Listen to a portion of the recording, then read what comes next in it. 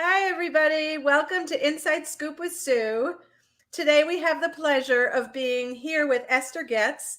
She is a mom to 4 grownish kids, grownish, like it's probably in quotations, right? Right. Air quotes. She loves helping moms give their teens and young adults, I love this, the roots of unconditional love and the wings of freedom to be completely themselves. I mean, it's beautiful. There's nothing more perfect about what we want for our kids, right? Like we all want that. We just don't have that language. So thank you.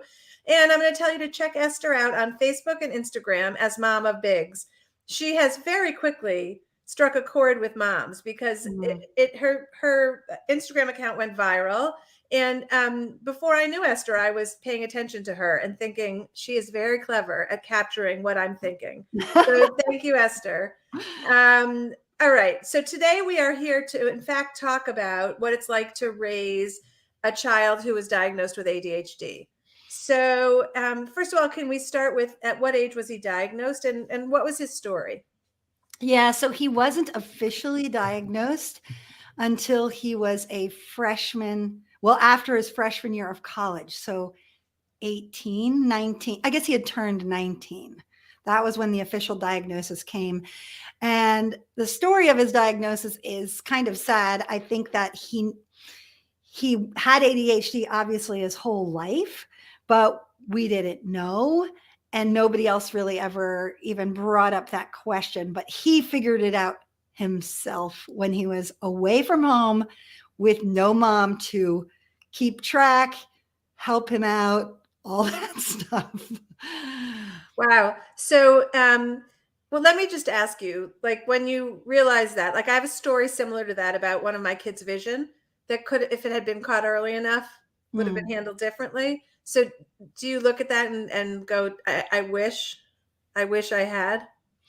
Well, yeah, of course, that's probably one of my greatest regrets. It's funny because in 3rd grade, I remember his teachers at the PTA, PTO, whatever, the parent teacher conference, that's what it is, sorry, parent teacher conference saying, I just want to tell you a little story about Jared. He is, we had a test and I said to them in the class, the first answer is going to look like salt. It is not salt. And what did Jared write? He wrote salt.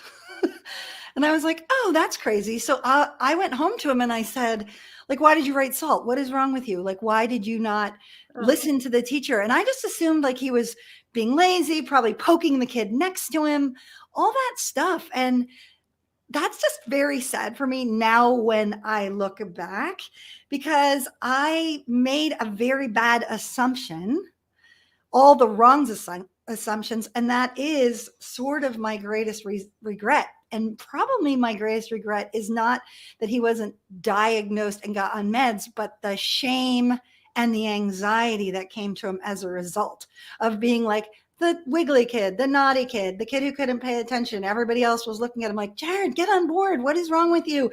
He was probably the kid that got everybody else in the class in trouble whenever you had like those, everybody needs to get in line with their backpacks, and probably at his little group table, like he couldn't get his act together. So all of that probably shame and anxiety that rose as a result of that. That's probably beyond my greatest regret. But on the other hand, like I just didn't know. And I have to be like kind to my former self. Like there's that Maya Angelou quote that says, once you know better, you do better. And I just didn't know better. I think none of us do. I mean, I think, this is an apprenticeship. We learn on the job. And I have a very introverted, shy kid. And I just thought if I taught her what I did, that I didn't recognize it as a character trait. I mean, as a personality, I recognized it as a learning opportunity. Right. And you also looked at your kid through that same lens of he needs me to show him how to do this better, until we realize that our kids are just different than us. Wired completely different. Yes. And even just their brain function is different. And it's funny that you said we're just doing this on the fly. I always say motherhood is building the plane as you fly. I mean, building the plane as you fly it, yeah. Right? You can't do anything different than build a plane as you fly it. You're already in flight and you're just going along going, oh, no, maybe we should add a wing here. And oh no, the engine propeller just fell off. We need new engine. So yeah, it's just, Well, it's what I want sad. to say is this is why you and I both do what we do, because what Right. we're hoping is that our experiences, and I mean, generations and generations of women have done this for the next generation, where we want to say to you, like, there's a better way. And we erred and we would do it differently now. But if you hear us, maybe that will instruct you to move forward differently. So, right, Right. that's why we live the world with women who we share with, so that we can all learn from each other's mistakes. Right. Right. Okay, so now tell me, how does your son feel you handled it? He is very, very kind to us. He tends to be, that's part of his personality. He tends to always see the positive and best in people. And so he very carefully says to us, and when we've talked to him about it, you guys did the best you could, but you didn't really get me the help I needed. Like, he's got that grace and truth thing down pretty well. He's a salesman now, and so he's really good at that. Like, telling it like it is, but wrapping it up in a very nice bow. But he is just pretty, I think he's fairly upset about it, because he feels like he could have had a different life. He could have. It's true. But he's also, it made him resilient and figure out a lot of weird little tools for him to use in the process of that. Okay, why don't you tell us? I mean, these are fascinating. I love it. Well, yeah, the tools he uses, which are just crazy, other than meds, and I know we're going to go back to the journey, I think, of how he went on meds. But before he had his meds, I noticed that he had a backpack and everything was in that backpack all the time. Like, all of his important things. He had one backpack and he just threw everything in his backpack, like his wallet, his phone. And he would just know that there was this one small place. The rest of his room was a wreck. His life was a wreck. And also, even at school, he just had a folder. He didn't take notes because he just couldn't keep it together. He just had a folder and everything just went in the one folder, and he kept the thing in the front in the folder. Like, whatever was in the newest, it just was in the front of the folder. And that was how he kind of kept track. I do want to talk a little bit more about what he did with his meds, how he handled that. But did you want me to talk about that at all? Yeah, we can talk about that. But I loved when he gives the explanation for how his brain works. Oh, yeah. So that, like, Okay. to me, is so visual and makes it so understandable for other people who don't have ADHD Oh, to my goodness. have a different reaction to those kids. Yeah, so I actually it's a defunct podcast called The Dolly Mama and the Millennials. Totally defunct, but I did a podcast episode. I can throw that episode on the comments or whatever. Sure. It's just a 15-minute episode if you want to hear it from his mouth. But I'm going to read, because I actually wrote down from the podcast what he said, so I can give you his words, which were fabulous. It says here, so moms out there, please listen if your kid has ADD or ADHD. He said, everyone has 100 marbles. I'm holding them in my hands and I'm struggling. They keep falling everywhere. And a psychotypical person asks me, why don't you just put them in your bag? And I look around and I don't have a bag. And then he describes kind of what, like, his meds do. He says, meds are like my bag. But even with meds, my bag is not perfect. There's still a hole in the bottom and you're still losing a marble here and there. But the real goal, and I love this when he said this, is not to trip over the marbles that are falling out of your bag and then spill all the rest of your marbles that are in the bag. To really give yourself kudos for all the ones you're able to hold.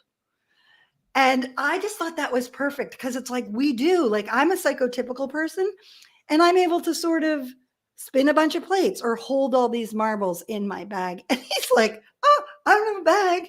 Help, no bag. And so I can't even imagine, like, being able, trying to hold all this stuff in your hands all the time. The thing I love about that is my inclination before the story is to say, get a bag, right? Like, duh, get a bag. And he's saying, I just don't have a bag. It's not anywhere in my brain. It's awesome. Right. And he tried a million things. He did try so much stuff, berating himself, I'm sure. I know he was a big, giant caffeine drinker, which now we know that that helps people with ADHD. Like we know because that's what meds are. They're a stimulant. So all these little tricks he did try, some worked better than others, but he didn't actually have the help he needed with the bag, with a bag. Yeah, but talk about resilience. He figured that one out himself. Yeah, he did.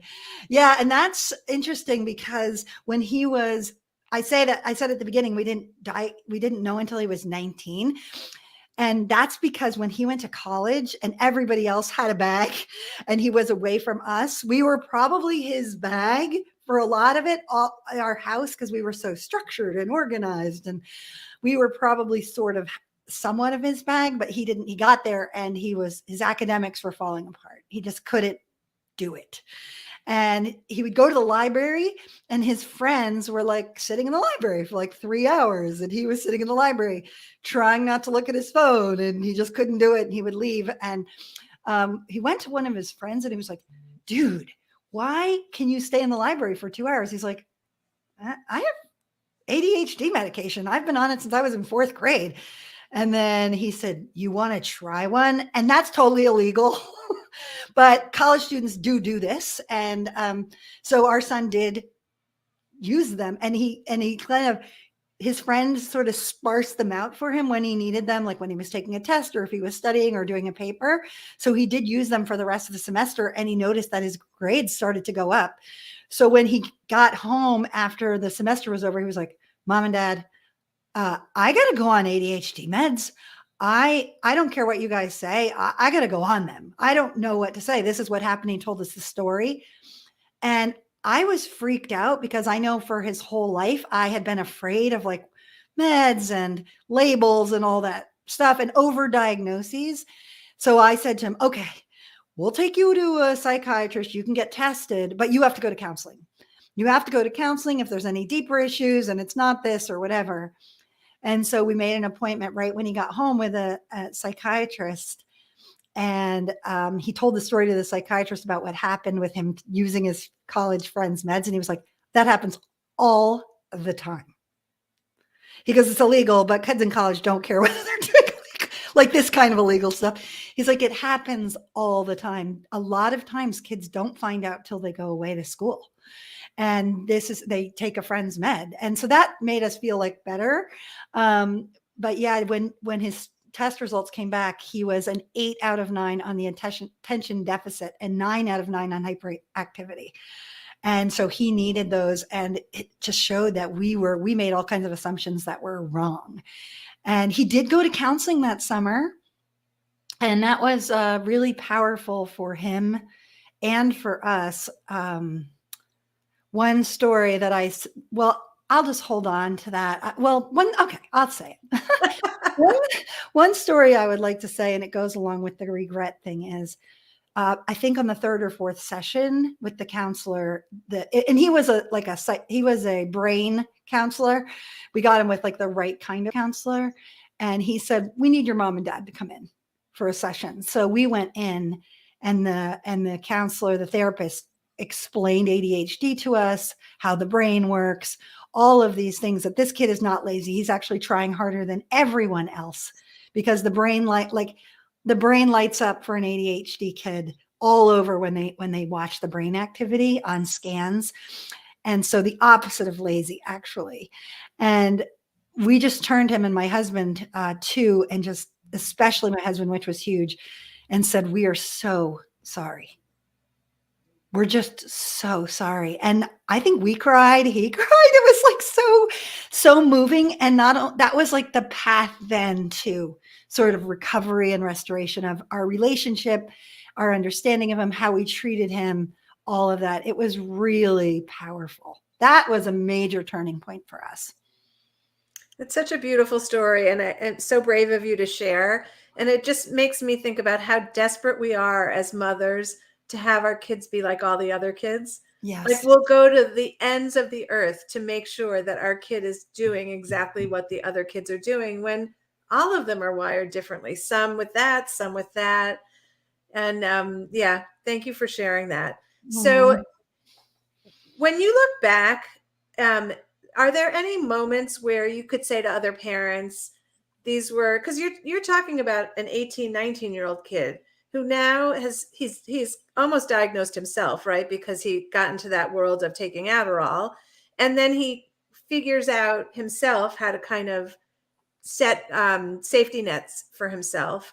But if you would have reacted, and I don't mean this in a judgy way at all, I mean No, this no. just in an instructive way for other parents, where were the moments that you want to tell other parents that, pay attention to this? Right. I wish I had, I call it turning to wonder, which really means, or curiosity. I like that phrase because it causes you to ask questions. I wish in third grade, instead of just blowing that off, making assumptions, I wish I had turned to wonder. I wish I had asked another question of the teacher. Hey, well, what do you see? What do you think that is? You're the professional. What do you think? And then maybe listening to her, because I know my daughter is a teacher. If the parents are not, they can kind of sense whether the parents are open to things or not. She probably figured, I don't know if this is a parent who's ready to hear this. And so that's what I say. Any point in time, and goes with anything in parenting, always ask the next question. If there's that gut feeling you have, or if somebody's saying things to you that don't sound typical, ask the question of the professional that's sitting in front of you. You do this at your doctor's appointments with your physicals, right? Or you don't because you're so afraid. And do it at your teacher, do it with the teacher. They're the ones who are with your kids in the right settings. It requires so much letting our guard down. Ugh. Our armor is up and ready to defend against anything but normal. So it requires so much. Well, and that's another thing I would say is it was fear. And I now I know kind of more how the brain works. That fear of your kid not being normal does raise, like, the amygdala goes, and freaks out. And so you either, you flee, you fight, you faint, whatever you do there, whatever your typical response is to fear, you do. And so if you can, like you just said, lean into that, push through your fear and turn to wonder. Oh, it's hard.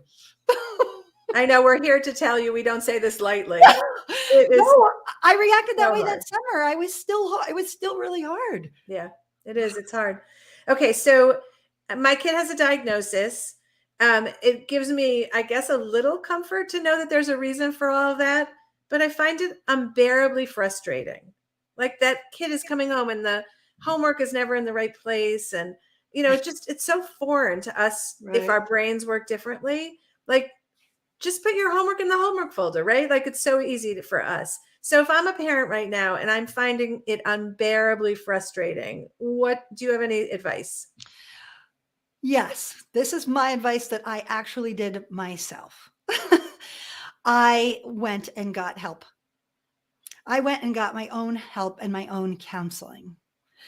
I actually met with his counselor a couple times with his permission, because I needed to know exactly how I, as a parent, needed to do this well. And so I had to get my own help, because those trigger all those things in me, right? I am out of my mind because maybe I like everything neat and in order and I have a little OCD, and this kid is driving me crazy because I have a little OCD, or my fear is on fire right now, or I need to deal with comparison to every other person's kid. And what does that say about me?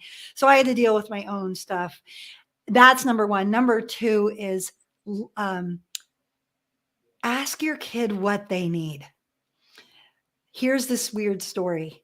And I did this actually before the diagnosis. Because this is all just a process. And I remember a junior in high school, he was like, stop talking, stop talking, stop talking. And I was like, I talk to everybody else. I'm talking to you. And he was like, stop talking, because his ADD brain just heard everything at once. Like, I'd be like, can you get after school? Can you do this, this, this, this? And he just he just couldn't deal with me. And that sounds like a flippant teenage, screw you, mom kind of thing, but it wasn't. He literally could not listen. He could not hear it and he couldn't take it in. And so I remember being so frustrated and after school being like, all right, if I'm not allowed to talk to you, what am I supposed to do? And he came up and he said, write everything down.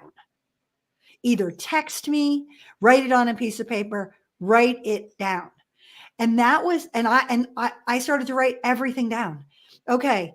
I would put a note, like the front of his car. After school, do this, this, and this. And then he could, in his brain, look at it calmly, slowly. So I began to listen. And I think that prepared me for when he came to us and said, I think I have ADHD. Okay, so I want to take you to that moment. I don't know if you can remember or not, but it sounded a little bit like you kind of said it to him in frustration, like, well, what am I supposed to do, right? Yep. And then he comes back with like a really well thought out answer. Were you shocked? I was. I think he's so desperate. Some of these kids are just so desperate for their parents to actually take a second to listen. Like, I'm hurt. I'm dying here and nobody's listening to me. And you're just making all these assumptions that I'm a bad teenager and I'm actually not. And so, yeah, but I can't, I also have to be kind to myself. It is so frustrating. Like raising a kid, an atypical kid, is just hard.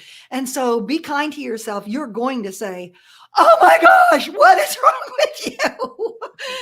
But hopefully they come back and you can, and then it stopped me right in my tracks. I will say it stopped me and I was like, oh, all right. I guess I'll start doing that. What could it hurt at that point, right? It can't hurt. None of the other stuff was working. I was just mad. He was going like this. He was screaming. We were just fighting all the time. Well, so yesterday I was looking up, we get a lot of questions on our Facebook group about the defiant teen. And so I wanted to find out who the expert was. And they're all connected to ADHD. There's hardly anyone outside that space. So it's interesting that you just said that because we have the sense of defiance. That's how we read that, right? But that's not what was going on with your son. No. And I think that in general with teens, like the whole defiant thing too, they're just trying to figure out who they are. And so we say they're being defiant, but they are just trying to figure out what works for them and what doesn't work for them. And they're trying not to be you. They're trying to be themselves. But yeah, the ADHD brain, the beautiful part of the ADHD brain is curiosity. They're naturally curious. They're naturally looking around. Oh my goodness, what's going on over here? What's going on over here? Oh, look, that looks better than what I'm doing. That's a natural positive thing that they have that the rest of us just probably fight against in our very structured, typical brain where we have it all together and we don't question and we don't wonder and we don't. That's the daydreaming kid, right? In third grade. They're in trouble because they're daydreaming, but they're probably going to change the world. So, yeah, I always joke like, this is a strange thing about ADHD that we learned from the counselor. Most firemen have ADHD. Wow. Because they don't think before they act, but they have to. They have to run into the fire when everybody else with a typical brain is running out. And I always said this to my husband, my other son, and my daughters who don't have it. I said, if there's a fire in the house, I really hope Jared's home. If you people are home, I will be stuck inside and the rest of you will be outside and he'll be like, let's go get mom. Look at that. The huge asset of how his brain works is that he delivers safety for so many people because he's willing to go. Yes. So there's a real beautiful side to it too. So here's my last question for you. And this is not just about your kid. I think this is about all of our kids. Yes. Can you tell us how you learned to love the kid you had and not the one you hoped for? That's a big mantra I have on my mom's bigs, actually. And I would say this, I think, again, I would say, this is a hard question. For me, it's about listening. For me, it's about learning who they are. And just like we said, the hard parts and the beautiful parts, their strengths and their struggles, the black and the white, right? All of the stuff that makes us human. That's what we have to do for ourselves as moms. And that's what we need to do for our kids. And then the beautiful things that result when you let somebody be completely themselves, right? And as you get to know them, that's what I want for me. I want to be known and loved.